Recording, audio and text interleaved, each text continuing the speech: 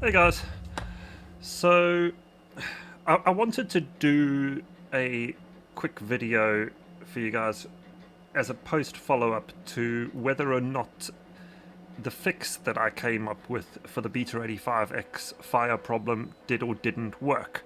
Now, I'm quite conscious that in the meantime, BetaFpv have released their own statement about this, and to all intents from their side, they're saying that the issue seems to occur more often with 4S, so simply let's fly with 3S. Great, perfectly viable solution. But I just can't help but feel that maybe, just maybe, there's something more going on here. Because the reality is sometimes we've had them catch fire with 2S, and sometimes with 3S. It's just not clear cut.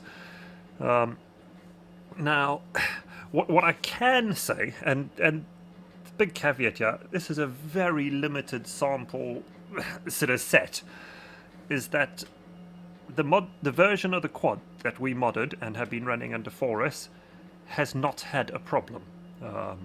It's flying absolutely fine every single day it gets out, no issue. From what I can tell from the various forum threads that I follow, there doesn't seem to be the same problem occurring with some of the other people who've done the mod. The difficulty here is that because the issue hasn't been 100% across the board, how do we actually know it is or isn't resolved? Because the failure rate was random anyway. So what we don't really know is whether or not the fix has actually fixed anything, and if those quads that we fixed were actually just quads which weren't going to have a problem in the first place. You know, but that being said, I still do think there's something in it, and I wonder if maybe the reason more people running 4S are having this issue is probably still related to the short, because you know, when you're flying with the 4S on this quad, there's so much more kinetic energy due to the extra weight.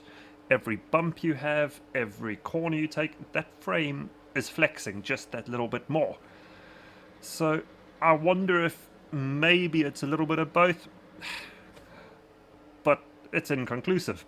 For me personally, I'm going to go ahead and modify any of the 85Xs to put that insulation layer on, because I will still personally feel happier with it that way. Now, this brings me to another point, is, you know, over the last couple of weeks, there have been so many people on the Facebook groups and things just BetaFpv bashing. It's a personal gripe of mine that whenever anybody, you know, whether it's celebrity or anything like that, goes through a tough time, that the masses, and I'm sure you all know who you are, feel it's time to jump in and slate people. I've seen just posts where people are swearing and, you know, just foul language about the company. Now, I get the fact that people are upset. They've spent money, there's been a problem. But step back and actually look at this and understand, actually, what has BetaFpv's response been? And in my opinion, it's actually been pretty good. Not only have they acknowledged the issue, they've done clearly a huge amount of testing to try address it. They've put out a formal statement, and what's more, they are shipping out replacements for the people who've had problems. Now, what more do you expect? Let's be realistic. These quads are pushing the boundaries of what they can fit onto the board, and sometimes problems occur. Let's measure the company on how they respond to the problem, and in my opinion, BetaFpv have responded incredibly well. You know, over the years with being in this hobby, there's been countless occasions where issues have occurred with other companies, and the general response has just been from China, you know, and it seems to be a Chinese mentality, is we'll just not acknowledge the problem, because if you don't acknowledge it, it doesn't exist. Well, to BetaFpv's credit, they have acknowledged the problem. They have gone out and fixed it, and in my opinion, they deserve the support because of the backup support they have provided. You know, what more can you expect? You know, it's not like they've turned around and said, tough, we've got your money, it's gone. They've actually turned around and said, yes, there's a problem, we will fix it.